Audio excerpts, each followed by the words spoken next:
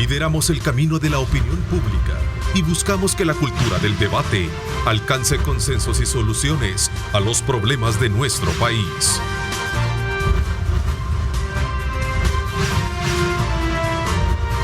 Diálogo con Ernesto López, edición especial. Buenos días, El Salvador, ¿cómo están? Qué placer enorme saludarles, bienvenidos. Qué gusto estar con ustedes en esta mañana de día viernes, 10 de marzo de 2023. Como siempre, agradecemos a Dios Todopoderoso por darnos la oportunidad de poder ingresar hasta la intimidad de sus hogares y, por supuesto, llevarles a ustedes los diferentes puntos de vista con relación a los temas que están gravitando en el quehacer de la actividad política, económica y social de nuestro país. Así es que bienvenidos una vez más a esta edición especial, donde el abordaje lo hacemos ya todos los viernes con nuestros acostumbrados panel. Quiero saludar a Walter Raudales. ¿Cómo estás, Walter? Qué gusto saludarte. Ernesto, contento de estar acá este viernes contigo. Gracias también a ti, Marvin. ¿Cómo estás? Bienvenido. Buenos días, Ernesto, Tania, Walter y a la audiencia. Buenos días. Gracias también, Tania. Buenos días, bienvenida. Buen día, Ernesto. Buen día a toda la audiencia. Walter, Marvin, un viernes más acá con ustedes. Bueno, como siempre, tenemos materia prima para poder hablar de temas álgidos, ¿verdad? Siempre hay materia prima. Nosotros somos, a diferencia de los mexicanos, decía un amigo. Mira, me dice, a diferencia de los mexicanos, ustedes que tienen mucha farándula, tienen mucha actividad artística, ustedes la actividad de ustedes, la farándula es la política. ¿Ah? A mí los rusos me decían, ¿cómo es posible que un país tan chiquito genere tanto pleito? Me decían. Bueno, pero es que la verdad que si no es así, pues no logramos de alguna manera salir o destacar o sobresalir, ¿verdad? Sobre aspectos importantes. Pero lo bueno es que buscamos en plataformas de opinión periodística como la que este servidor a lo largo de estos 23 años, en el marco de los 30 años de nuestra celebración, hemos desarrollado, es colocar temas que le permitan a nuestro público generar su propia lectura a partir del punto A y B, que siempre es el elemento indispensable que buscamos colocar siempre en las discusiones, ¿verdad? Que haya un punto y un contrapunto al respecto. Bueno, y eso es lo importante. Ayer me encontré un amigo salvadoreño que vive en Alberta y ha estado aquí 15 días en la zona de Huayúa, y bueno, ha sido televidente de la entrevista, del diálogo de tu programa, y también, por supuesto, iba con un amigo de Acajutla y dice que, bueno, le mando un saludo a ellos allá, son medio parientes, familia Rauda, ¿sí? O sea, Rauda hasta la mitad, medio parientes. A ellos allá, Acajutla, toda la familia Rauda, nos vimos ayer y son nacidos, y la familia, mientras desayunan, nos escuchan y se genera un debate, dice, buenísimo. Pues sí, esa es la verdadera satisfacción.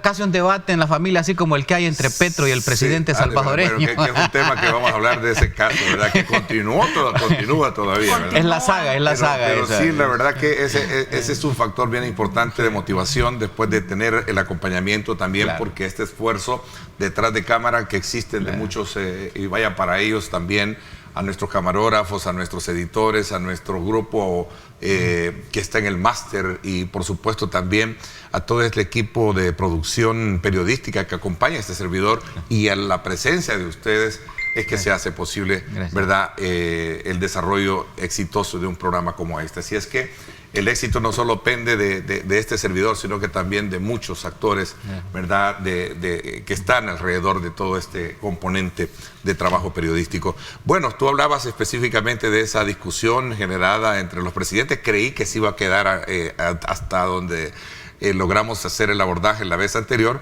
pero ha continuado en las últimas horas, Tania. Sí. Vamos a ver si nuestro productor puede poner las últimas polémicas generadas y sobre esa base pues apoyar. Quien inició nuevamente fue el presidente Petro, quien habla de no inmiscuirse en las políticas o en los temas de otros países. Sin embargo, ya El Salvador me parece que es el tercer o cuarto país con el que se mete. Es decir, parece que esa campaña que él se dedicó a hacer vía Twitter, y quizás en eso se parecen al presidente porque hacen bastantes cosas vía Twitter, pero el presidente Petro como que se ha quedado inmiscuido en ese asunto y le gusta meterse en las cosas de otros países. Se metió con Perú, se metió con Chile, ahora se mete con El Salvador, 2 veces con El Salvador.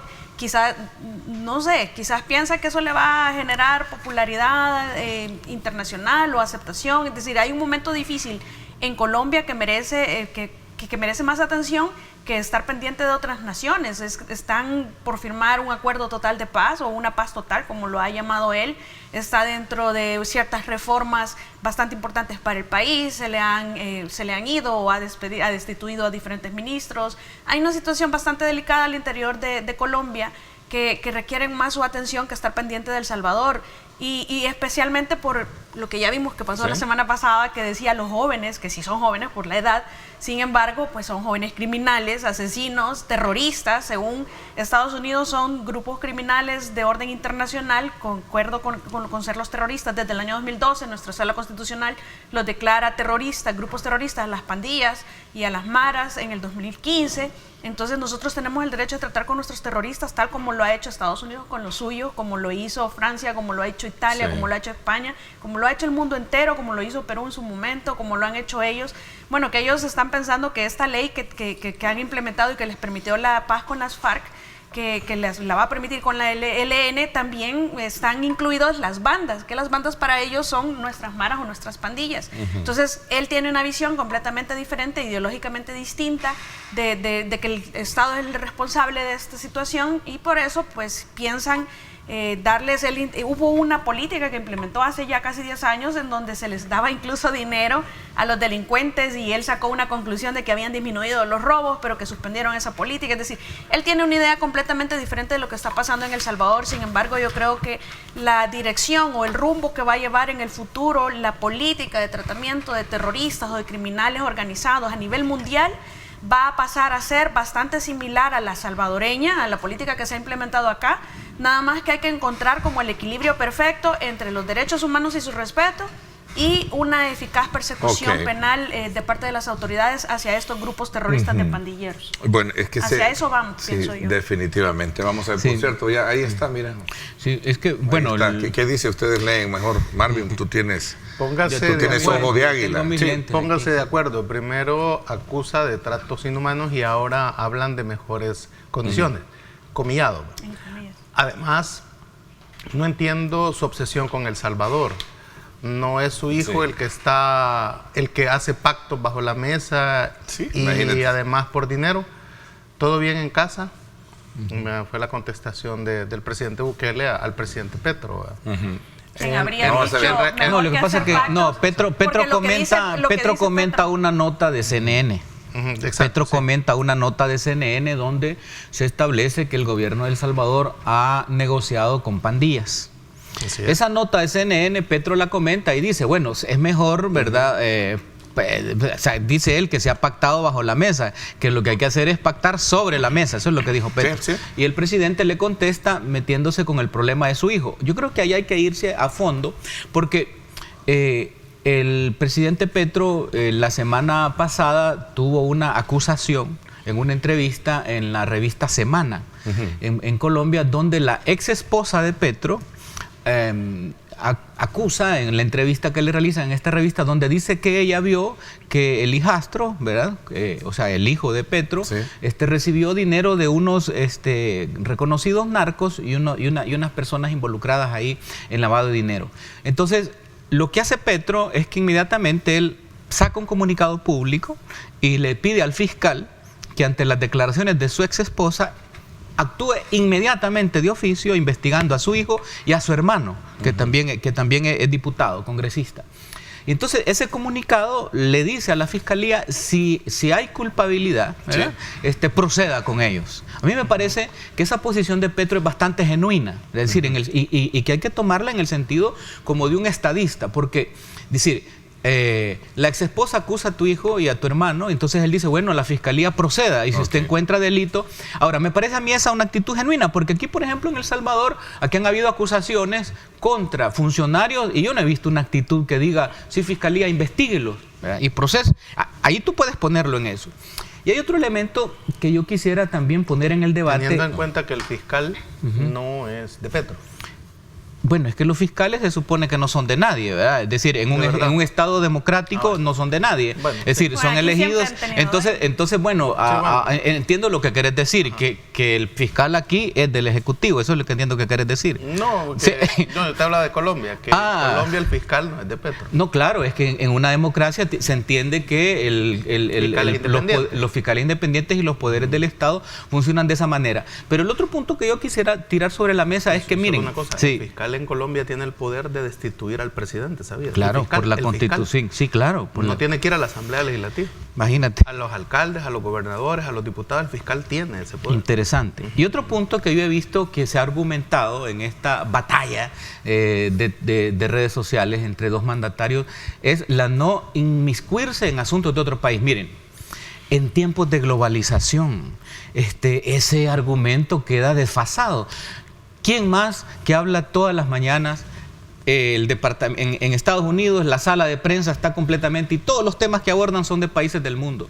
Aparece el vocero del gobierno chino, el vocero del gobierno ruso, o sea, es decir, en la Unión Europea, los parlamentos, o sea, ahora ya ese tema de no inmiscuirse, yo creo que está sobrepasado. ¿Por qué? Porque todos estamos interrelacionados. Es una globalización donde uno depende del otro, y además los ejemplos y los malos ejemplos también irradian hacia otros países. Entonces, en este caso, yo creo que debería de tomarse en cuenta, por ejemplo, en el caso de Petro, independientemente de esta discusión y este zipizap en Twitter, es decir, tomar el ejemplo de Petro, de ese acto genuino de decir, aquí investiguen a mí, mire, fiscal, dele, investigue a mi hijo, ¿verdad? Investíguelo, investigue también a mi hermano, dele. Así debería ser en otros países, Marvin, y aquí también.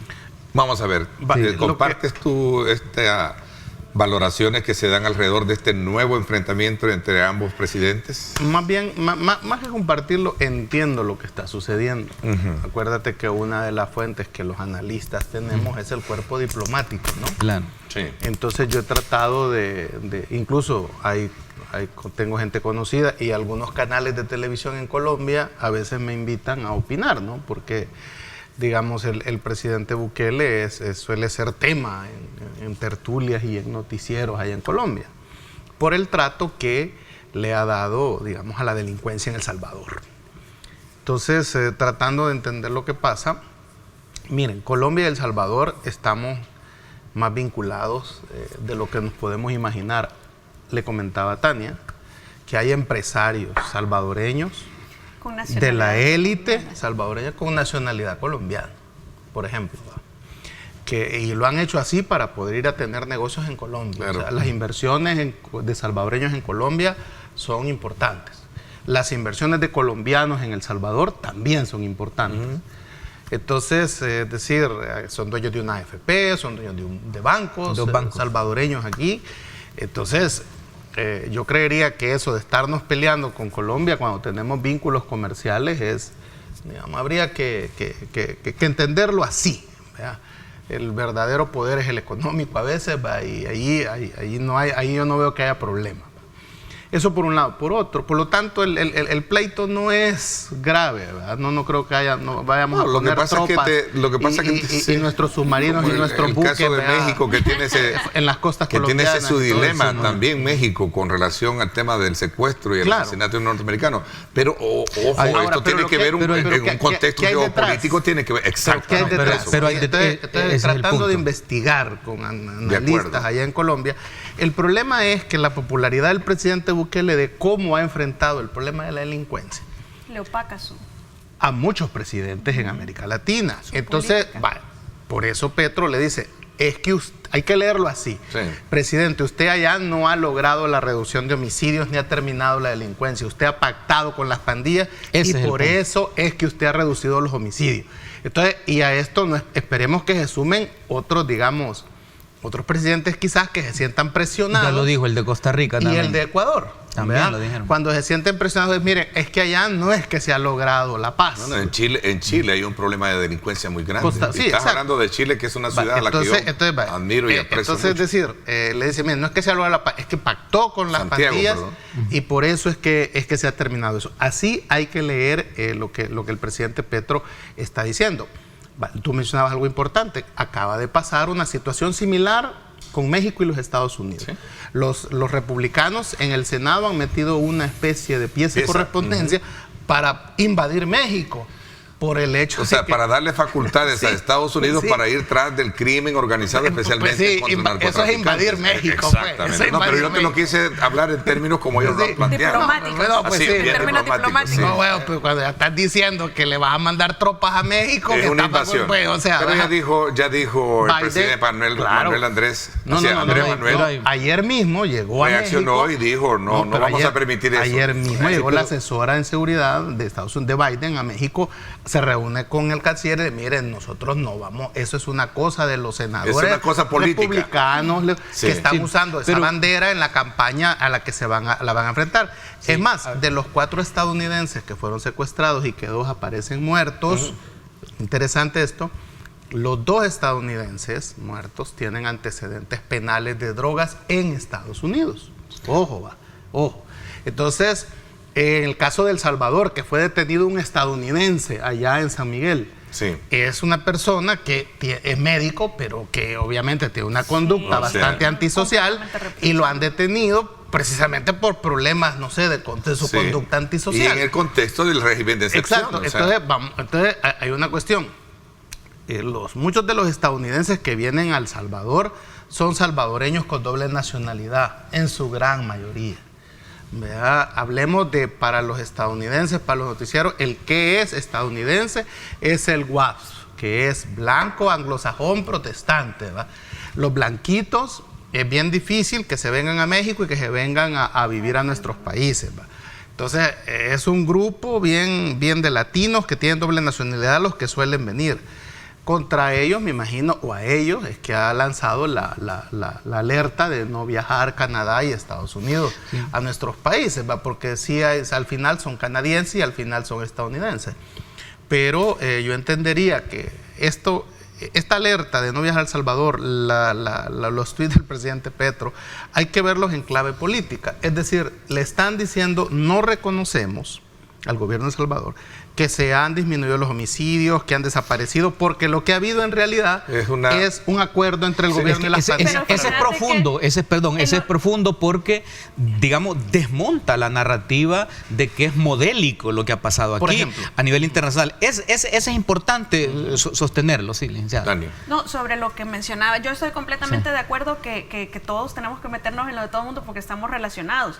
Y creo que lo cuestionable es que digas públicamente, no me voy a meter en asuntos de otros países, pero enseguida lo haces. Es decir, está bien, porque todos tenemos derecho a opinar si a todos nos afecta. Claro. Pero decir una cosa y hacer otra, eso es como que lo que se ve un poco... Él habló mucho de presunción de inocencia. Sí, especialmente, y de tratos bajo la mesa, pero es que tampoco tiene como que la moral limpia para decir algo así, cuando tiene detrás el Petrovideo o el Petrogate de hace más de 15 años, no recuerdo, 20 años, que él aparece pidiendo perdón por hacer o estar aceptando fajos, que solo me recordé del presunto, bueno, no sé si ya está condenado o qué, pero Mecafé entregando el dinero al ex fiscal general.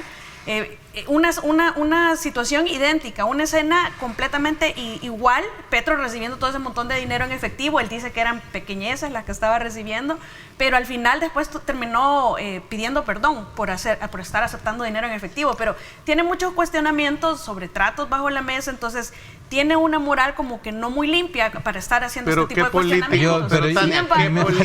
¿Qué político en América Latina no tiene cadáveres en su armario? No, por supuesto, pero si tenés cadáveres no salís a abrir la boca Mujica como no él. tiene. Pues sí, pero si tenés cadáveres, mira, pero si tenés cadáveres en tu closet, quedate velando el tuyo, no estés velando el otro.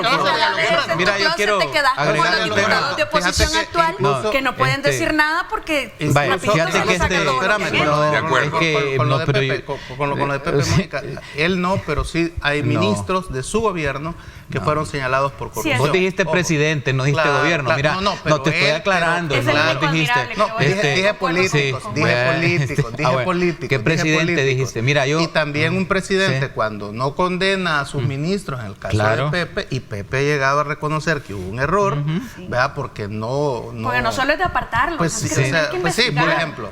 Es que yo creo que, mira, yo creo que hay dos cosas que yo quisiera mencionar respecto a esto de Colombia. Bueno, primero, yo he notado una matriz de comunicación de atacar al mensajero y no meterse a fondo en el mensaje. O sea, lo que está planteando Petro es genuino, es decir, miren, a mí me acusan de que mi hijo tal, ¿cuánto? Que lo investigue la fiscalía en un proceso.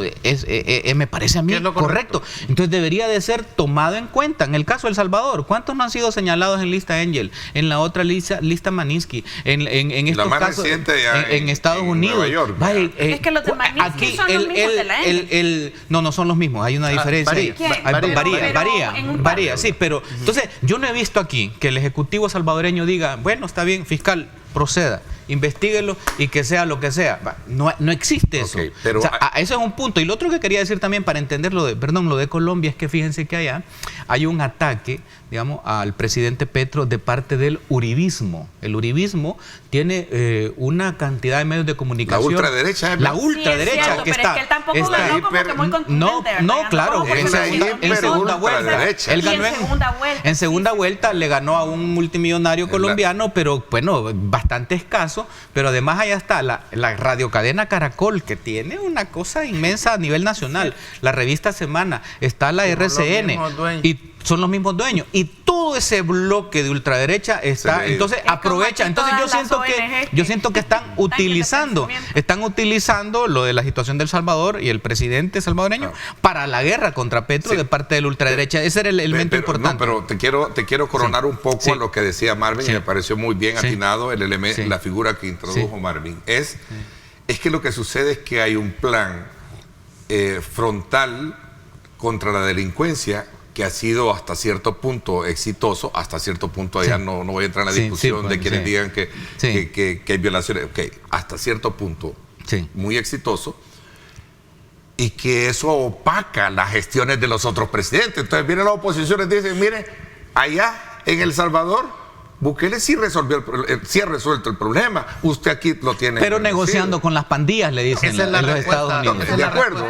Pues sí, pero negociando con es el mecanismo de autodefensa que puede tener. No, y además, pero curioso que con los que negocian están en el SECOT. Entonces no es sostenible. Entonces no es sostenible. Por eso es que Petro... Ahí es la discusión. Entonces no es sostenible. Vamos allá. Petro, para decirle, como yo sé cómo usted ha logrado eso...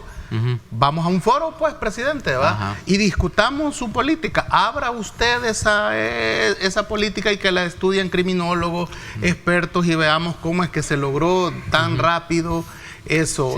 Ahí es donde le ganó Petro. Cuando le invita a un foro, tiene dos. Si va, pierde, y si no va, también pierde. Eso es lo que yo dije la vez pasada de jaque mate. ¿Pero qué gana El Salvador en un foro con Petro? Bueno, discutir y no está diciendo que es... Petro lo que busca es su propio beneficio. Si el gobierno de El Salvador dice de que su modelo es exportable, vaya, debátalo pues, con presidente, vaya, debátalo. Siéntense ahí. Entonces, lo que sucede es que no están dispuestos a pagar el costo de derechos humanos. Por eso hablaba yo de un equilibrio entre la política represiva con el respeto de derechos humanos. Yo creo que hacia eso tiene que tender el modelo internacional de combate a este tipo de criminales. Vaya, por ejemplo, yo te quiero preguntar a ti, fíjate, porque antier, por fin Lula, fíjate, ahí podemos decir que Lula interviene en otro país centroamericano, fíjate. Por fin Lula, que se había mantenido callado resolviendo sus problemas. Con lo de Nicaragua. Pero es que espérame. Brasil es una potencia. Tiene que atender sus problemas, pero también tiene que atender el patio trasero, delantero y costado. Entonces, al fin rompió el silencio Lula con Nicaragua y propuso que haya una comisión para negociar con Daniel Ortega, lo cual, ¿qué significa eso?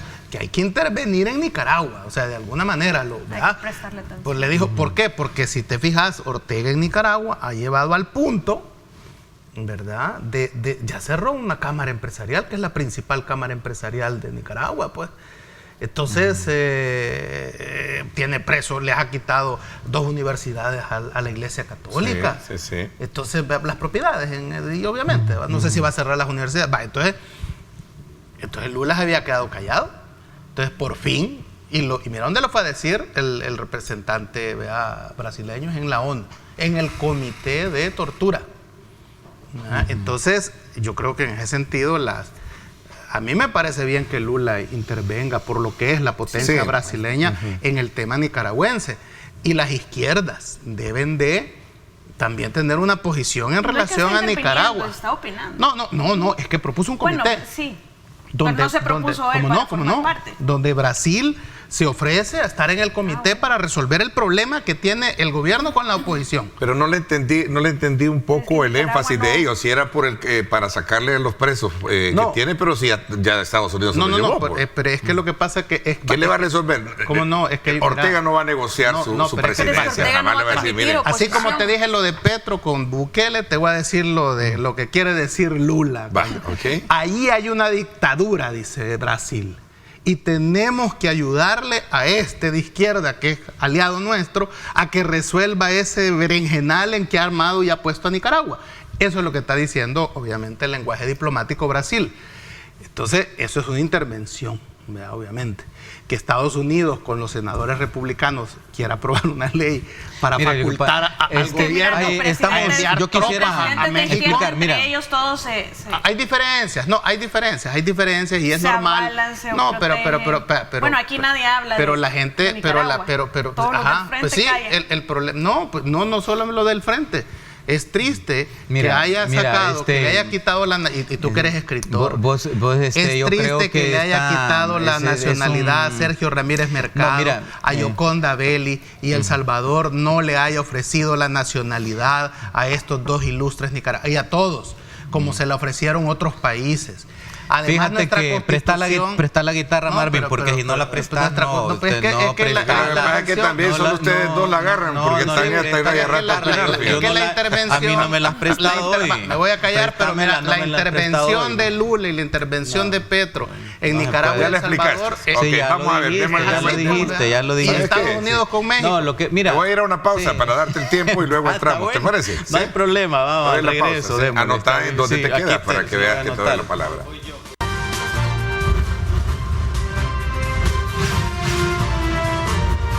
Diálogo con Ernesto López, edición especial. Bueno, gracias nuevamente por estar con nosotros. Había quedado darte la palabra. Sí, mira, yo lo que quería un poco precisar es que esa palabra de inmiscuirse en los asuntos de otros países, eso quedó superado. Quedó superado por dos cosas. Una primera porque, en comunicaciones, los que estudiamos comunicaciones, un libro de cabecera es McLuhan, ¿verdad? Entonces McLuhan hablaba de la aldea global, ¿verdad? Desde entonces, imagínate, hace como 40 años. Entonces ya esto se ha convertido, a partir de las últimas tecnologías, en una completa aldea global. Todos estamos pero hay un elemento fundamental que nos hace, digamos, superar las fronteras, porque las fronteras son creaciones humanas. Los derechos humanos. Los derechos humanos no tienen fronteras.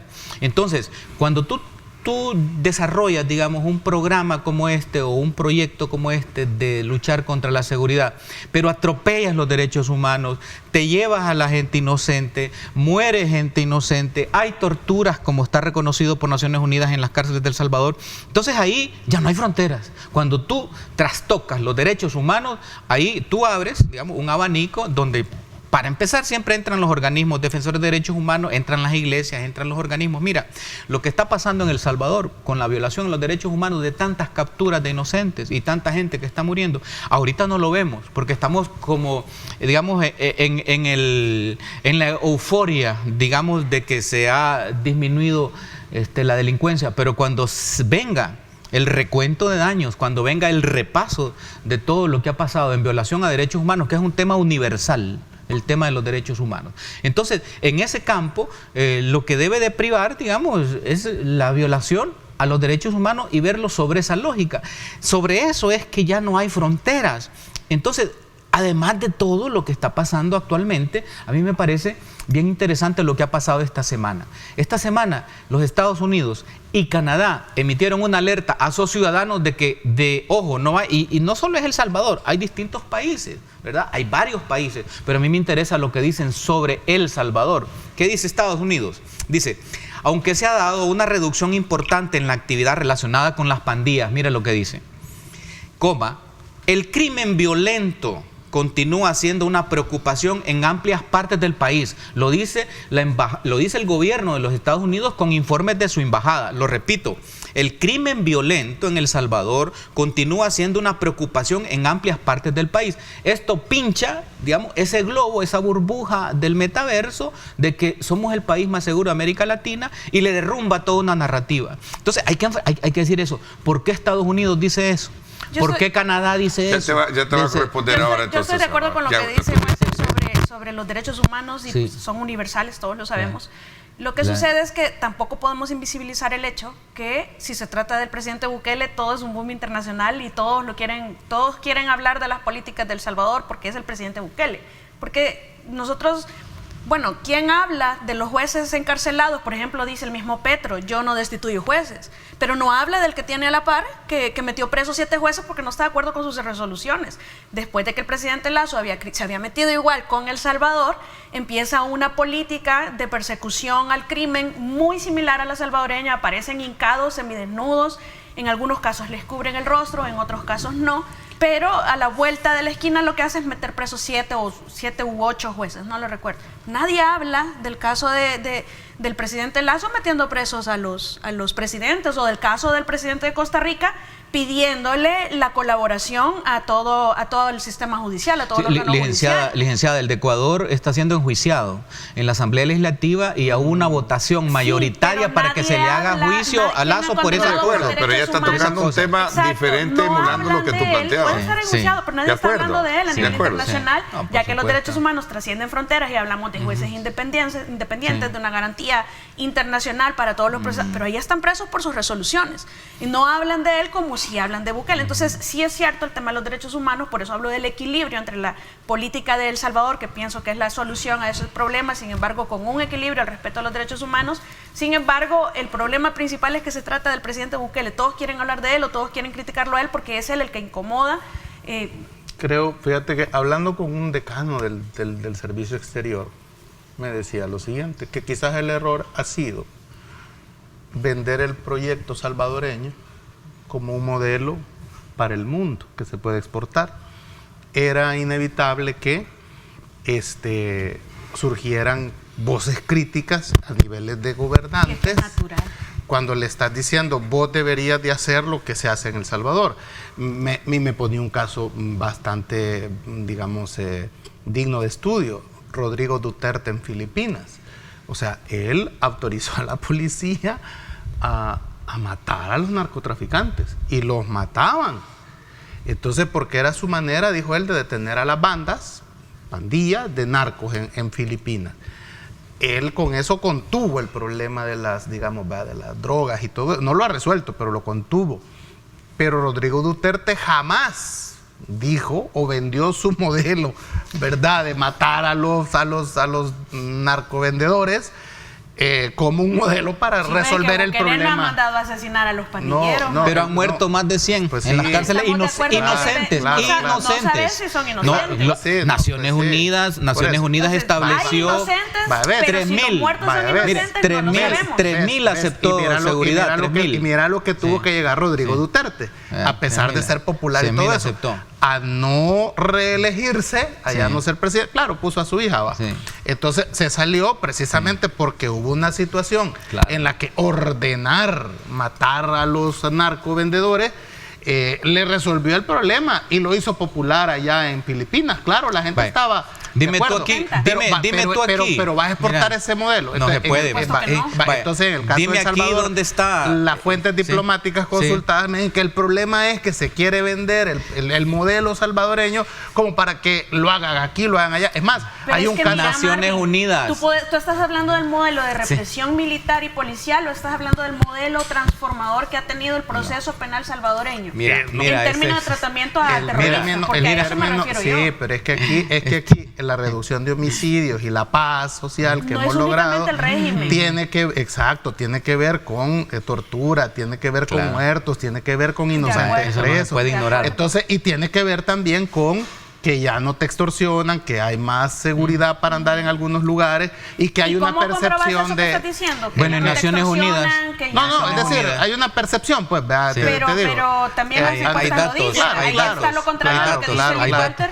Entonces, ¿sabes el desequilibrio que reportan? Ojo, porque aquí hay embajadas. Sí. Y las embajadas reportan esto que te estoy diciendo a su respectivo gobierno, que hay un desequilibrio en el éxito de política de seguridad pública implementada por el gobierno salvadoreño, en el sentido de que está bien reprimir la delincuencia, pero es que a la par tiene que ir las investigaciones de los muertos, las Yo solo voy a tirar una cosa, pero no se hace lo contrario. Solo quiero tirar una cosa en la mesa. En Naciones Unidas el gobierno de El Salvador fue sentado por tortura y le hicieron todo el relato de tortura en las cárceles. Me pregunto yo, dime cuántos custodios están siendo enjuiciados. Es que eso es lo que dime cuántos custodios. Hubo un anuncio, si te acuerdas que la procuradora para la defensa de los derechos humanos, ¿dónde está el nombre? 14, ¿dónde está el juicio? ¿Dónde está la prensa que llega a cubrir cuando lo llevan? Dime dónde está. O sea, entonces ahí es donde digo yo que hay algo que no es genuino. Porque cuando tú dices, bueno, investiguen, pues miren, me acusan de muertes ahí en las cárceles al modelo. ¿Dónde están esos custodios presos? Pero tiene razón también, porque lo que pasó como que judicializada, demasiado apresurado fue que apareció el fiscal general diciendo que ya se habían investigado, no recuerdo si fueron 7 o 15, pero que ya habían 14, algo así dijo, y que se había encontrado que no había ningún tipo de responsabilidad. Pero vamos a que también asesinar es dejar de hacer algo que estás llamado a hacer. Es decir, también puedes cometer un delito por omitir hacer algo. No, entonces, yo creo que también ahí hay que investigarlo. El caso del Santa Claus y ser responsable. Mira, ¿cómo se llama? Que era diabético, diabetes 2. Tenían que darle medicamento y no se lo dieron. La familia, hay familias haciendo campaña porque han capturado una persona con discapacidad mental, hombre. O sea, el mismo ministro de Seguridad aceptó, el mismo ministro, y ahí muestran en los periódicos han mostrado los exámenes de los psiquiatras. No, mire. No hay que defender a ciegas, porque solo falta que me digan, que esto de Estados Unidos es falso. Solo falta eso que digan, porque ahí sí yo me voy a espantar, porque estamos hablando, digamos, de una embajada que tiene todos unos mecanismos y unos sistemas y agencias de seguridad del mundo instaladas aquí. Pero no estamos más peligrosos que cuando las pandillas estaban en la cárcel. Está diciendo Estados Unidos, lo está diciendo Canadá, que acá el problema de la seguridad no está resuelto. Dice, hay crimen violento y continúa siendo una preocupación en amplias partes del país. Lo dice Estados Unidos. Ojo, pónganle atención a eso. ¿Por qué? Porque no podemos estar haciendo una defensa, digamos, ciega de algo, porque después no, si no es ciega, la acusación es de Estados Unidos. Yo no estoy a lo ciego, estoy leyendo lo que dice el informe de los Estados Unidos sobre El Salvador. Entonces, dice ahí, dice, crimen violento continúa siendo una preocupación en amplias partes del país. Bueno, usted no lo puede, eso no se puede negar. Entonces lo que hay que hacer es un poco serenarse, calmarse y decir, bueno, si lo dicen los Estados Unidos, bueno, quizás pedirle información. Vamos a tocar ese tema de Estados Unidos. Te invito a que tomemos, como decía, hay que serenarse, calmarse. Café rico y también agua las perlitas, la perfección en cada gota. Claro. Así que hay que tomar agua. Y lo que ha pasado, ¿sabes qué ha pasado? Que lo que sucedió es que pinchó el globo del metaverso de que es el país más seguro. Y al pincharles ese globo se quedan como sin narrativa. Entonces, ¿y qué pasa aquí? Entonces, como la cosa es atacar al mensajero, empiezan a tirarle a Estados Unidos. ¿Por qué no nos detenemos? ¿Por qué no pregunta El Salvador oficialmente? El Ministerio de Seguridad le pregunta a la embajada, ¿podría enviar, o Cancillería, si es a través de Cancillería, una nota? Mire, hemos recibido, nos hemos dado cuenta de su prevención que le hace a sus ciudadanos. ¿Nos podría usted dar más detalles y enviar el reporte al informe? Porque nosotros lo vemos. Ahora, si calla, otorga. Si el gobierno no hace, otorga. El que cae, otorga. Entonces a mí me llama la atención que hay como una especie de venta ante las cosas.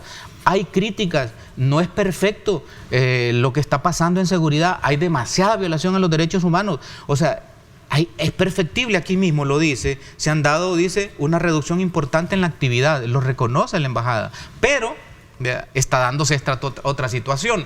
Bueno, yo pensaría que si ya lo dice Canadá, lo dice Estados Unidos, hombre, es momento de que este gobierno también reflexione, ¿verdad? Se detenga y evalúe esta situación. Eso es lo que yo estoy planteando. No, yo lo veo más como presión internacional por tema de régimen de excepción y derechos humanos. Básicamente, digamos, el caso de Estados Unidos es político. Pero no tendrá que ver también con el tema relacionado que tú casaste de San Miguel. Porque ese es el tema. Pero cerremos un poco el tema de Petro y todo para entrar a eso y cuando regresemos, ¿les parece? Me parece. ¿Ok? Sí. No, bueno, lo de Petro ya. Ya lo dijiste. Tengo claro ¿Sí? eso, exactamente. Sí. Es una reacción normal ante la efectiva política de confrontación contra la delincuencia. Yo saqué ese tema porque la verdad que y su respuesta es decirle... y los opaca a ellos. Es cierto, vamos a ver. En Colombia se sometió, el acuerdo de paz se sometió a un referéndum y lo perdieron. Porque la gente allá decía que cómo era que ibas a negociar con la FARC, que eran guerrilleros, asesinos, narcotraficantes, toda cosa. Entonces, el discurso de Petro, y que ha habido un cambio generacional también en eso, es de que hay que irse por el diálogo y hay que respetar la institucionalidad. Pero es que la derecha eso es lo que critica. Puedes dialogar con ellos, pero no con las bandas, que son los maras. Por eso, pero Colombia tendrá derecho, después de haber habido todo, o sea, mira, Colombia estuvo incluso a punto de desaparecer como Estado por la gran situación violenta que tenía. Entonces, me imagino que hay sectores en Colombia que creen que la violencia no es la forma de resolver eso, y por eso finalmente gana Petro. Con mayoría, minoría, lo que tú querrás, porque hubo un cambio generacional. Primer presidente joven de 200 años que tienen de ser república. Vamos a ver, para cerrar el caso, 10 segundos y luego nos vamos a pausa. Y es respetable que los colombianos, con esto termino, que hay un sector que es el que gobierna, crea que el diálogo no sé, como que trae instrucción de no dejarme hablar este mira, el mariachi de Ortega es dictador, trae instrucción de no dejarme. No, mira, el punto es que Petro puso la parte genuina. Petro es genuino y puso el dedo en la llaga. El dedo en la llaga es que se resuelve el problema de la inseguridad con educación y creando universidades, no con la violencia ni el autoritarismo. Punto. En 10 segundos. Punto. ¿Tu reflexión?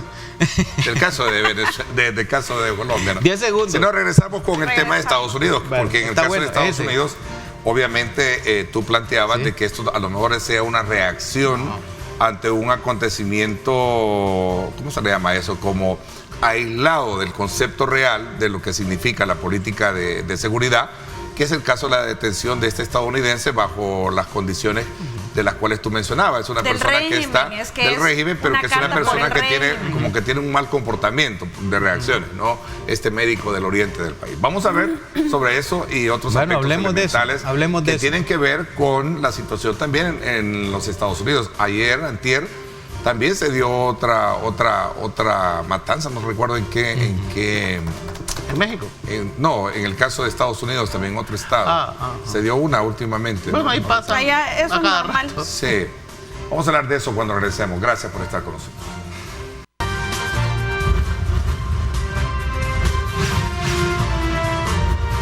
Diálogo con Ernesto López, edición especial.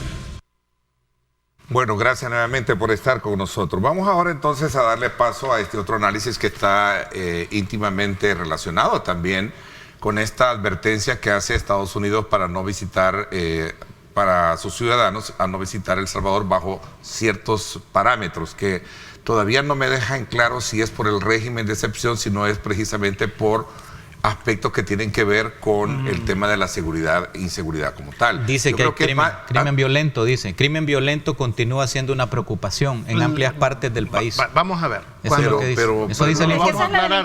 Lo vamos a aclarar así. Sí. Ahí viene el presidente y se reúne para ver el aumento de feminicidio, ¿verdad? En el país. A propósito, felicidades por la conmemoración. Cierto, no hemos hablado, bueno, ya más por la conmemoración. Pero eso es un crimen violento. El que haya gente que esté matando a sus mujeres, sean sus hermanas, sus esposas, sus hijas, ¿verdad? Eso es una realidad. Y eso, el informe habla sobre eso. Ahora, sí tiene que ver más que con el régimen, en el sentido de que le dicen, si tú vas a El Salvador y te detienen por tatuaje, 15 días. Más de 15 días, dice el Departamento de Estado, porque hacen audiencias masivas, no individualizan los casos, es posible que estés 6 meses, que después de 6 meses te manden otros 6 meses, que si vas ahorita vas a salir después del 2024, ¿verdad? Entonces le dicen, mejor no viajes porque para la embajada va a ser difícil estar interviniendo en eso porque los jueces no están dando la garantía. Y te voy a contar algo. Hay gente de las embajadas, embajadores, cónsules, que han tenido que intervenir porque han habido de sus ciudadanos que han sido detenidos en el régimen de excepción. Han habido. Entonces, eso el cuerpo diplomático lo reporta, no, pues. Entonces, y cuando llega un cónsul y le dice, vaya, mire, pero usted dice que él está detenido, ¿por qué? Pues porque pues, está detenido, ¿eh? Entonces pues sí, pero él no es pandillero, es el extranjero, él está trabajando, no, pero no, y no te lo dan. Entonces, ¿qué le queda al cónsul? Esperar que pasen 6 meses, 1 año, ¿verdad? Entonces, ¿por qué todo esos casos no salen a la luz? Bueno, porque ellos los están manejando así, porque a veces es mejor no hacer bulla para que te resuelvan y te den a tu connacional. Si eso lo puedes resolver, ¿verdad? Mira, y a veces si haces bulla puede ser complicado, ¿verdad? Sí, entonces ellos quieren resolverle a su gente. Sí, no, con este tema hay 2 cosas. Porque hay que irnos a fondo. Cuando los Estados Unidos hace esto, lo hace sobre la base de sus informes. Y los informes que tienen las embajadas de los Estados Unidos, y ahora se suma Canadá, insisto en eso, no solo es Estados Unidos, también Canadá, lo hacen sobre la base de informes, y estos informes utilizan parámetros. ¿Le sucede aquí? Parámetros y variables que aquí no se están tomando en cuenta. Es decir, ¿por qué? Por ejemplo, el gobierno de El Salvador desmontó la estructura que estaba de medición de homicidios y omisión, por ejemplo, desmontó el cómputo que hacía Medicina Legal, la policía y la fiscalía. Tenían una unidad conjunta para contabilizar los muertos diarios. Se desmontó. Entonces, la mesa técnica se llamaba esa. Y desmontó también la digestica y otra cosa. ¿Por qué? Porque en el control de la estadística tú controlas la narrativa, tú controlas, digamos, lo que dices.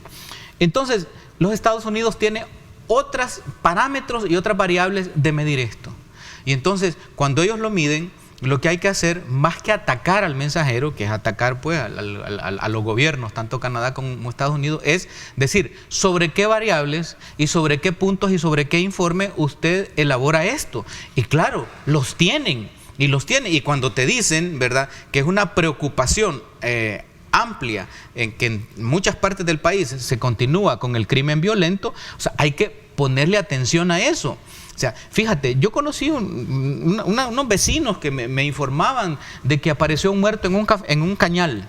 De repente llegó la policía, y después que era un vagabundo. Y de repente tomó fuego el cañal. Bueno, entonces no lo contabilizan, ¿verdad? Sino que como que un vagabundo o un bolito quedó en el cañal y que se prendió el cañal y aparecen ya, entregan. Eso fue acá, hace poco, menos de 15 días. Entonces, la contabilización, digamos, está manipulada.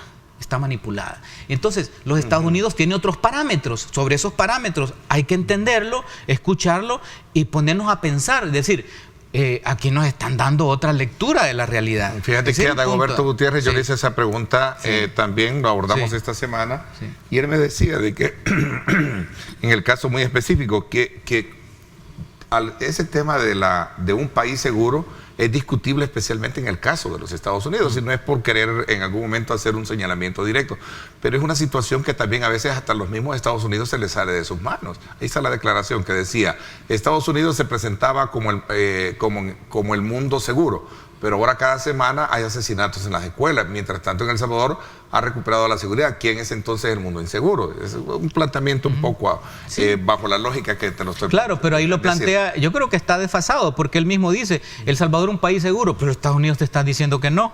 Es decir, aunque los Estados Unidos tengan problemas, es que mira, es como decirte, el argumento ese a mí me parece bastante ilógico, por decir, mire, que Vaya, viene Dios y te dice, mira, compórtate bien, cumple estos mandamientos, y vengo yo y lo voy a acusar a Dios. No, es que tú creaste también al bueno y al malo, y tú sacas el sol sobre buenos y malos, entonces no tienes por qué darme a mí este... O sea, me parece a mí una cuestión, mira, es de detenerse, analizarlo, buscar la profundidad de ese informe, que el gobierno de El Salvador le pida al gobierno de Estados Unidos y Canadá sobre qué base, qué parámetros, qué variables usted da esa declaración, ¿verdad? Porque rompe con lo que nosotros tenemos o que nosotros informamos. Pero cerrarse de esa manera, como cuando a un niño tú le dices, bájale un poquito, hijo, el volumen al tele. No, y vaya el niño enojado, lo apaga. O sea, o quiebra el tele. No, tampoco. O sea, miren, ahora estamos en una situación internacional donde estamos siendo observados y donde ahora prima algo que se llama algo que llama derechos humanos. Derechos humanos. Y sobre esa base del respeto a los derechos humanos, un juzgamiento universal. Claro, claro. Hay otra cosa que, digamos, el cuerpo diplomático se maneja, ¿no? Y lo hablábamos con Neto en la pausa. O sea, hay un grupo de personas que pueden estar interesados en que un país europeo que ejerce influencia sobre la América Latina por rasgos elementales de ancestralidad con nosotros, que pueden pedirle que intervenga con el gobierno para liberar gente que está detenida y que son inocentes. Entonces, esto ya va a involucrar a un país de Europa casi en lo mismo que está haciendo Lula con Nicaragua. Entonces, hay que estar preparado, pensaría yo, diplomáticamente, para responder a eso. Tienen que hacer una depuración, porque pues sí, porque le dicen, hay inocentes. Hay inocentes, esa es la frase.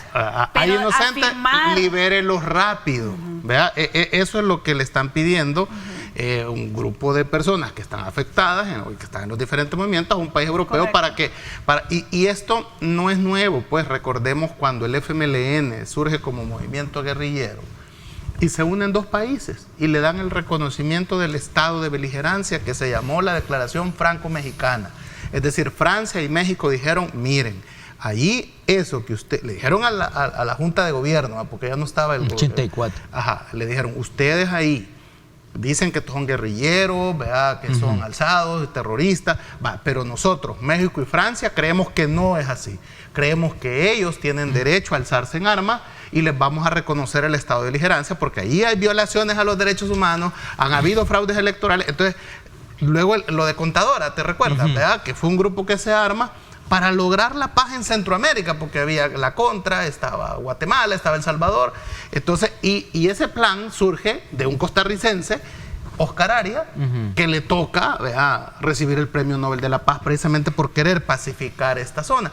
Entonces, no es la primera vez que se metieron con la guerra con Honduras. ¿Verdad? Cuando agredimos. Sí, pero no es lo mismo la guerrilla del FMLN, el respetable, ¿verdad? Hablamos de los derechos humanos. No, yo no pues que no puedes comparar. No estoy comparando. A los guerrilleros con los terroristas no estoy comparando, estoy hablando de derechos humanos. El tema, te hago una pregunta. Sí, pero la injerencia estaba, es decir, había un fundamento y una razón. ¿Hay inocentes? ¿Habrá inocentes detenidos? No, por supuesto que los hay. Por eso es que están hablando de que a esos inocentes no hay que violar los derechos humanos. Sí. Ese es todo el debate. Están hablando de los derechos humanos de los privados de libertad también, Manuel. Por eso, en general. Es que hay una cosa también en este informe, es que no solo es el caso de este norteamericano médico en San Miguel. Hay varios que están presos que dicen que no tienen nada que ver con pandillas inocentes, que también tienen la doble nacionalidad, ¿verdad? que tienen también muchos tienen residencia. Ahora, lo impactante desde mi punto de vista con esto, de esta alerta que hace Estados Unidos, ¿verdad? Es desmontar una realidad que yo creo que nos debe obligar a una reflexión a todos. Es decir, primero que tenemos que, no tragarnos toda la propaganda, sino reflexionar, tener pensamiento crítico, hacer un juicio de las cosas y que existe una realidad virtual y que existe una realidad real.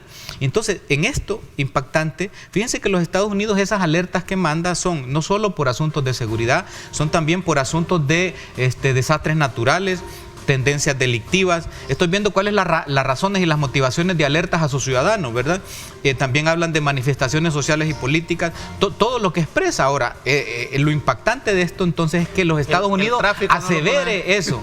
que los Estados Unidos asevere esa situación, pero y esa frase Canadá, es fuertísima. Canadá fue en también. enero que emitió la alerta, y lo que hacen los periódicos de ayer, por lo menos. No, es reciente. Sí, pero lo que retoman es la justificación que dio Canadá, y al final dicen, yo quisiera, ahora Estados Unidos también se ha antes de la pausa, 3 líneas, porque hay otra cosa bien importante. Ustedes se recuerdan el caso por el que Mijango ha sido condenado, ¿no? Que ahorita se le está haciendo todo un juicio para ver si puede, porque está gravemente enfermo, para ver si sale y quizás muera en su casa, ¿no? Bueno, pues junto con Mijango fue condenado a 30 años de cárcel un pandillero que fue el protagonista de la tregua cuando fue Mauricio Funes, ¿no? Él fue condenado a 30 años en 2017. Chivo de Centrales es su seudónimo. Y el FBI ha anunciado que no esté en la cárcel. Entonces, ¿cómo es posible que este señor condenado a 30 años no esté en la cárcel? Y Mijango, que fue condenado junto con él, sí está preso, muriéndose. Entonces, vamos a ver, para callar de una vez por todas que aquí hay un grupo de ranfleros que han salido de la cárcel, preséntenlos, hombre.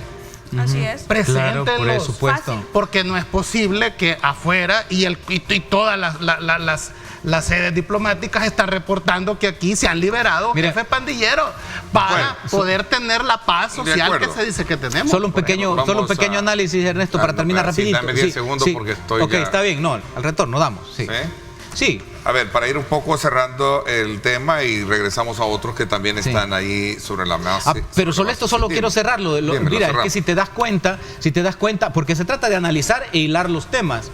Cuando hilas las cosas, mira, desde que llegó el embajador de los Estados Unidos a El Salvador, como que se le ha metido el acelerador a un montón de temas. El tema de los pandilleros en Nueva York, este informe, anda también dando ayuda en varias instituciones educativas, o sea, le ha metido el acelerador. Entonces, ahí hay una especie de cortocircuito en las relaciones que hay que esperar qué pasa. Voy a la pausa, 7:32, gracias por estar con nosotros.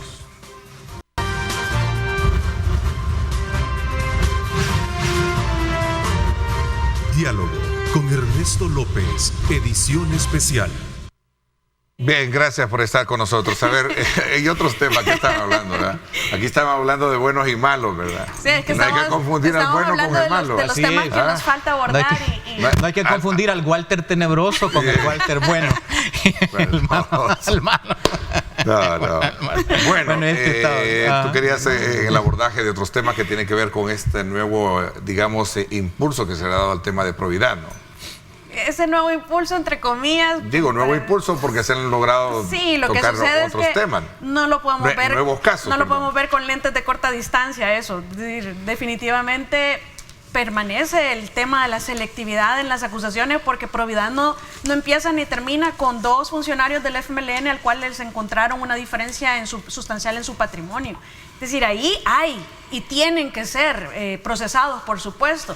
Pero hay otros tantos más que ahí están durmiendo el sueño de los justos en ese montón de expedientes. Hay otros tantos más a los que ya les caducaron 10 años en una gestión, 10 años en otra gestión, y que extinción de dominio de la Fiscalía General de la República simplemente no hace ni dice nada. El hecho que le caduquen los 10 años del enriquecimiento ilícito que establece la Constitución de la República para los procesamientos o los enjuiciamientos civiles en este tema, que viene desde probidad, eso no quiere decir que no hayan enriquecimientos ilícitos en El Salvador. Hay muchos, y hay muchos actuales que todavía tienen vocería, que todavía tienen representación, que todavía la gente les cree, pero ahí están. Que te hayan caducado los 10 años en una gestión, los 10 años en otra gestión, no quiere decir que extinción de dominio no te va a entrar a retirar tu patrimonio injustamente obtenido hoy o en 10 o en 20 años. Eso es una realidad que va a pasar. Entonces, que saquen a 2 está bien, porque se lo merecen y tienen que ser procesados por un posible enriquecimiento ilícito. Pero hay un montón en esa unidad que nunca se fortalece,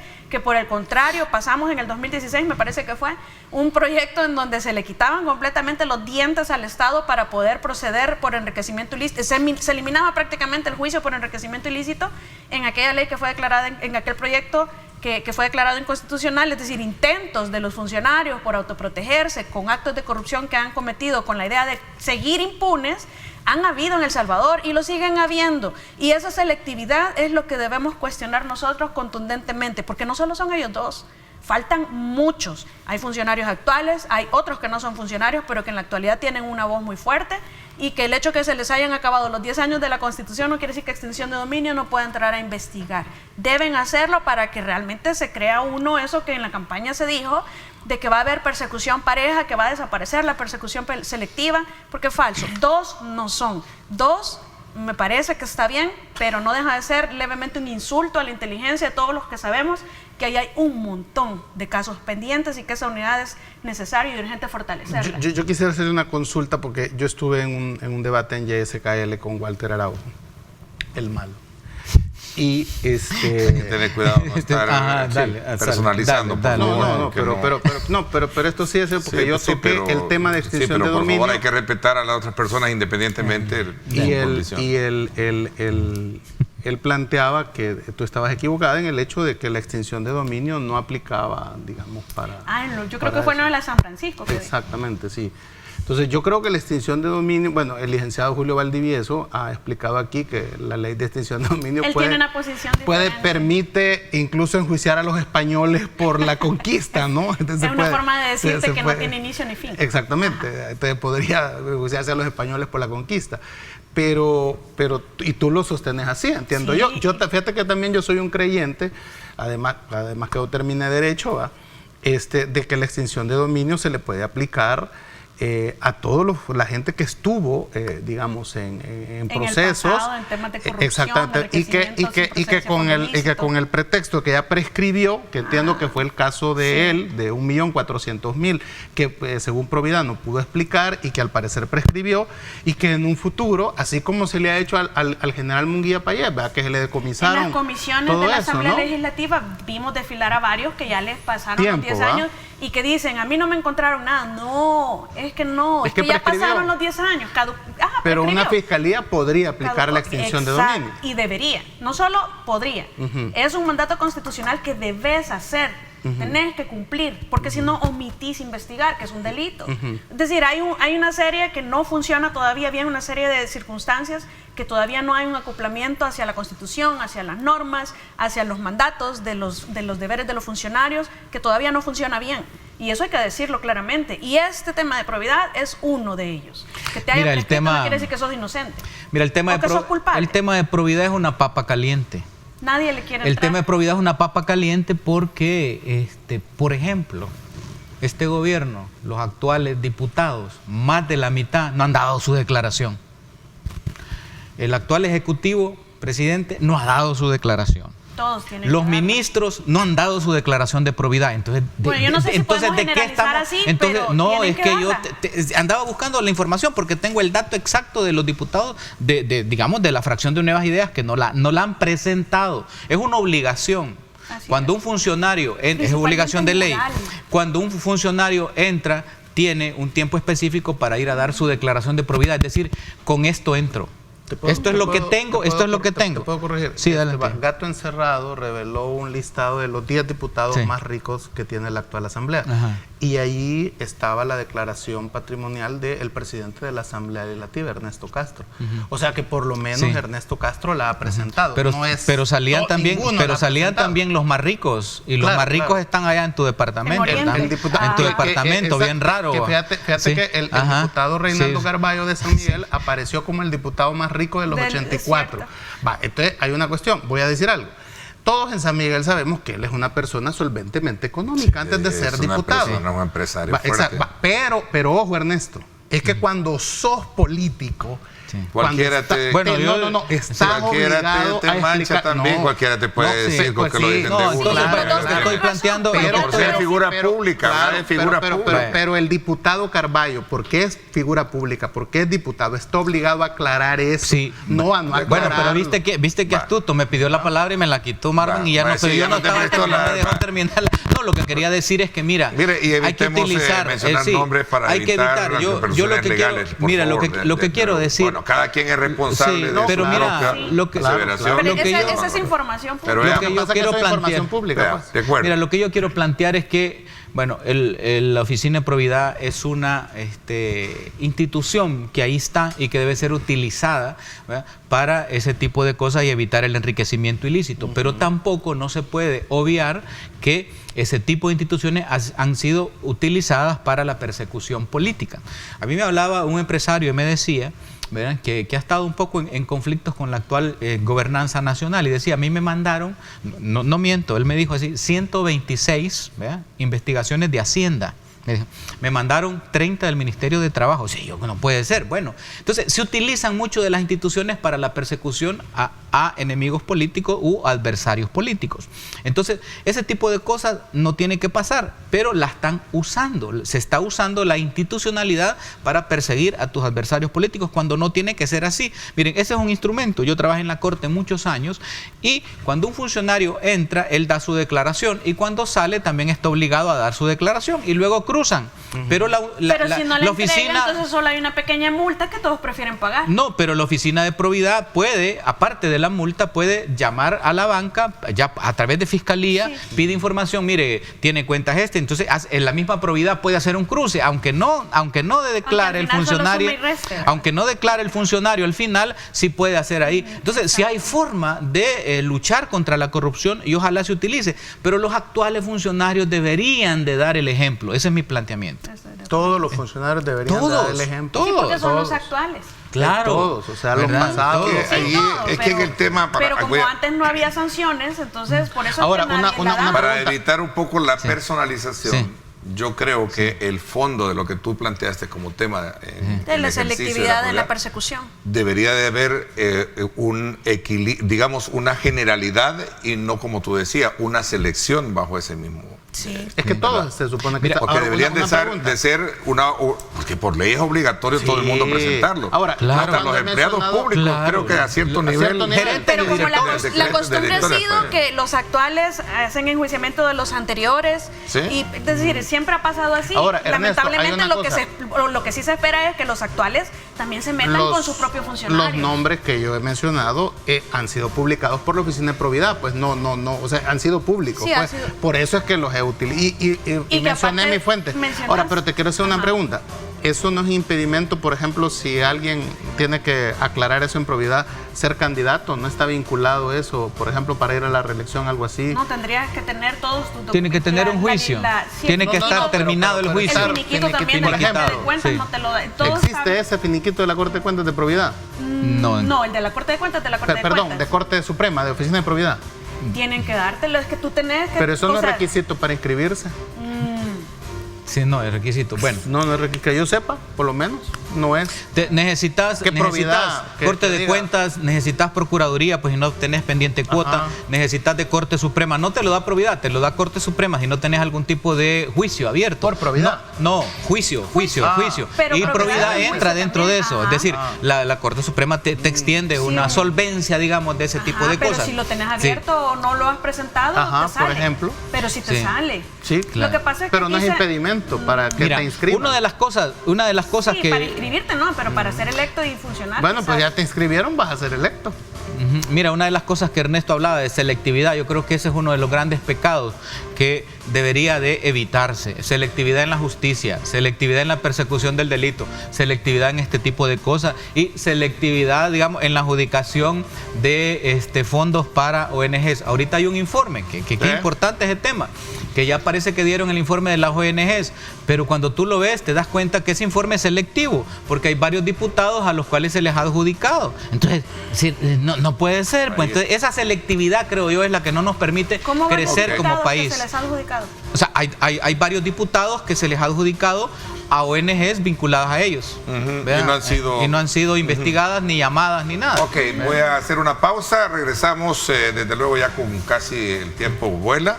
Sí. Vamos a regresar y gracias por tomar el tiempo usted y enviarnos sus comentarios y sus preguntas.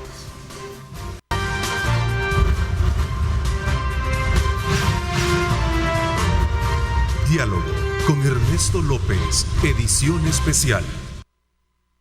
Bueno. Bueno, gracias nuevamente por estar con nosotros. ¿Cómo se, el llamado a...? No, para cerrar el tema, el llamado es a los funcionarios actuales que todavía deben sus declaraciones presentarlas, porque definitivamente son los que tienen que dar el ejemplo, ¿verdad? Si no, esperamos el día de mañana que las investigaciones siempre se den, a pesar de que no... es decir, es que no debería de suceder. ¿Por qué no voy a presentar mi declaración de probidad? ¿Por qué no voy a decir cuáles son los bienes con los que yo inicio el ejercicio de mi mandato? No tiene explicación lógica. ¿Por qué no lo voy a hacer? Es un requisito tan simple. Si yo no tengo nada que esconder, ¿por qué me demoro en presentar una simple declaración de probidad? Eso sí, pidan asesoría, porque en el pasado se les indicaba llenar de cierta forma los formularios que les generaron algunos problemas en el futuro y que quizás no tenían nada que ocultar, pero por mala asesoría. Es decir, siempre hay que asesorarse, obviamente, pero no pueden, es decir, no se concibe, ni se admite, ni se debería de tolerar que a estas alturas, después de cuántos años tenemos de iniciado el mandato de unos y de otros, no se hayan presentado declaraciones de probidad. Hay gente que salió en el listado ese de 500 personas que publicó Tony Saca, ¿no? Cuando llegó a la Asamblea Legislativa. Entonces, yo le preguntaba a algunos que por qué recibieron ese dinero. Pues hay gente que no lo necesita. Aparentemente no lo necesitaba, el famoso sobresueldo. Y entonces muchos de ellos me decían que es que le garantizaron que eso nunca se iba a saber. Sí. Fíjate. No hay garantía de eso. Ese es el mensaje. Entonces el mensaje siempre es se va a saber. No hay garantía de eso. O sea, siempre es decir, se va a saber. ¿Qué dice la ley? Debes de presentar tu declaración patrimonial al asumir el cargo y al retirarte. Y al retirarte debes de decir cuánto. Ahora, ¿eso significa que no puedes hacer negocios en ese ínterin? No significa eso. Significa que tenés que hacer negocios legales, sin privilegios, sin tráfico de influencia, sin violar la ley. Bueno, eso es lo que significa. Esa es la norma para cualquier Aquí me está diciendo un televidente sobre el tema de, regresando un poco al tema de las, ¿cómo se llama? De las masacres o de la inseguridad que puede existir en países del primer mundo. En Alemania, seis personas murieron en un tiroteo en una iglesia. Sí, una iglesia pentecostal. Esos sí son crímenes violentos, porque los de aquí, Alemania, ahí está. Los de aquí ni siquiera los periódicos de oposición sacan esos crímenes tan violentos a lo largo y corto del país. ¿Sí? Es decir, es un tema de régimen. Perdone que los retraje los regresé de nuevo. Pero es bien interesante porque... Crímenes violentos en las escuelas, todas esas masacres. Vamos a ver, es que ese es el ser humano. El ser humano es igual, sea salvadoreño, noruego. Propuesta de autoridad del centro histórico. Mira, y también yo quisiera un poco como cerrar ese tema. El punto central que ha sangrado a estos países en sus riquezas es la corrupción. ¿verdad? De todo tipo. La corrupción a todo nivel y de todo tipo y en todos los colores políticos y nadie se libre. Entonces, lo que hay que hacer es buscar mecanismos para que eso no suceda. Yo me recuerdo que el Partido Nuevas Ideas llevaba de lema "devuelvan lo robado". A mí me ha llamado la atención que he empezado a ver que están como devolviendo propiedades a otros. Me imagino que es después de un juicio, me imagino que han dado. Sí, pero es bien cuestionable. ¿Cómo es eso? Que devuelvan lo robado, pero al contrario, aquí le están devolviendo lo quitado. Una cosa bien extraña. No, pero miren, los países que han salido adelante, ¿verdad?, es sobre la base que han encontrado muros de contención contra la corrupción. Y los muros de contención contra la corrupción son la transparencia, ¿no?, y luchar contra eso. Mira, es interesante, ¿verdad? Y yo me acuerdo cuando, por ejemplo, uno de Costa Rica que fue presidente y estaba en la OEA y le salió que una empresa de telefonía le había dado un pistillo ahí sobre la mesa, que eran eran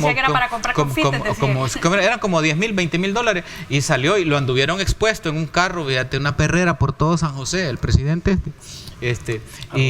Rodríguez, sí, y que ya estaba en la OEA, y mira, son ejemplos que han sido paradigmáticos. Yo creo que la persecución a la corrupción es importante, pero también la prevención a la corrupción. Entonces aquí es donde entra la importancia de probidad, ¿verdad? Corte de cuentas, o sea, hay un montón de cosas. Entonces, Tribunal de Ética Gubernamental, por ejemplo, ¿verdad? Entonces tú te das cuenta, por ejemplo, yo sigo preguntándome qué pasó con la investigación de Corte de Cuentas sobre los $300 que se le dio a la gente, que hay un DUI que le dieron 1,337 veces ese DUI.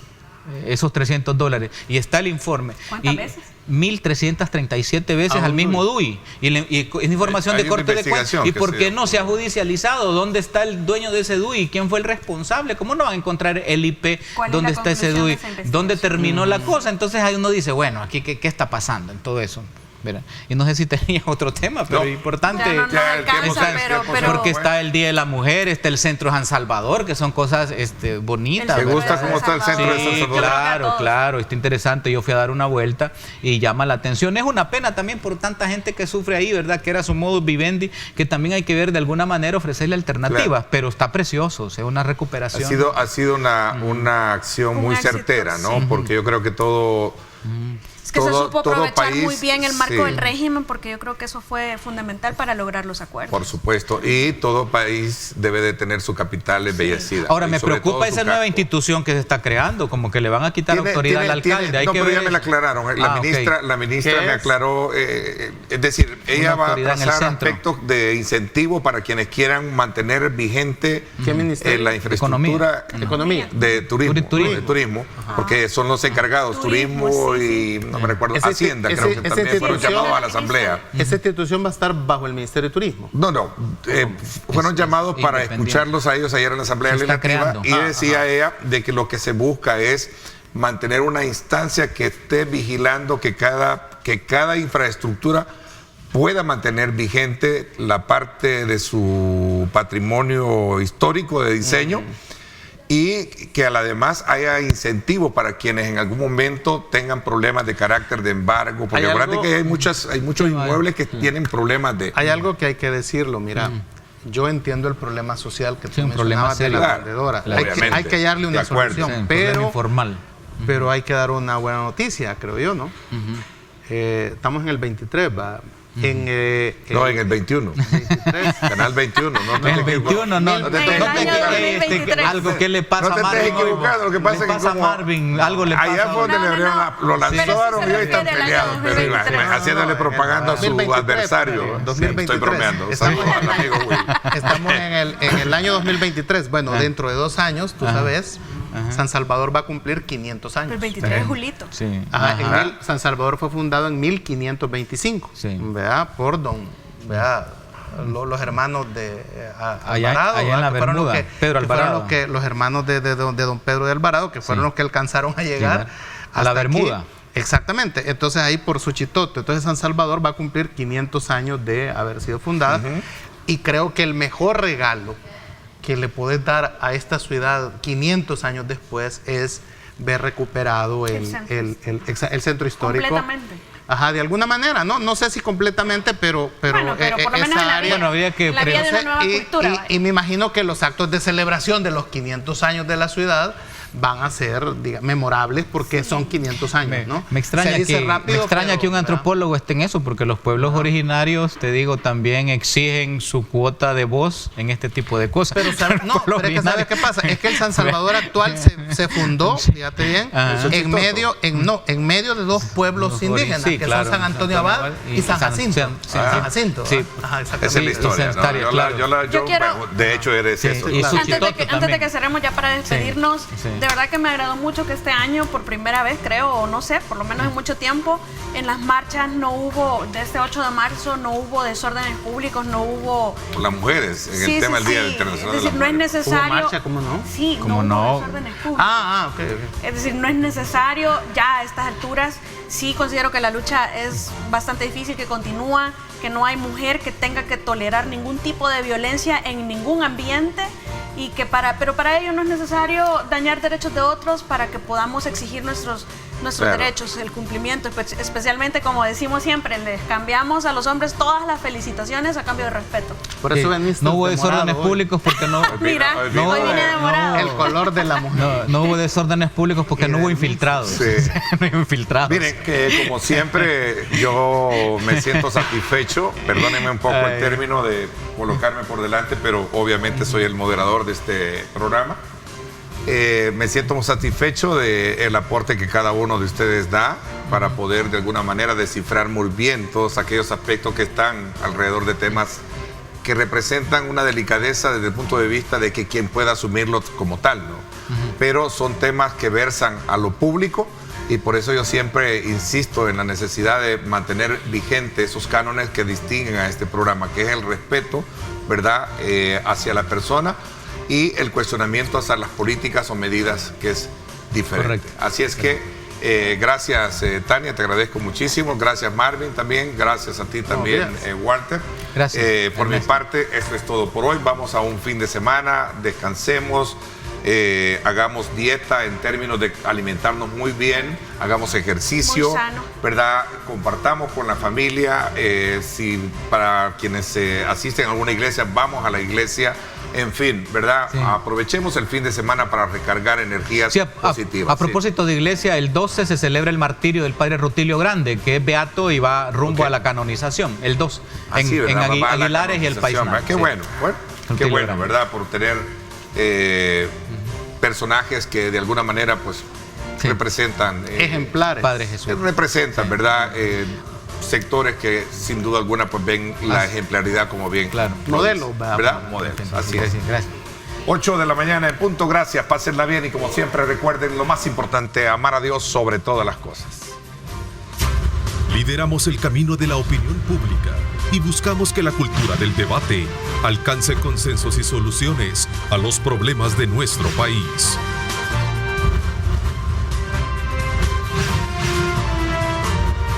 Diálogo con Ernesto López, edición especial.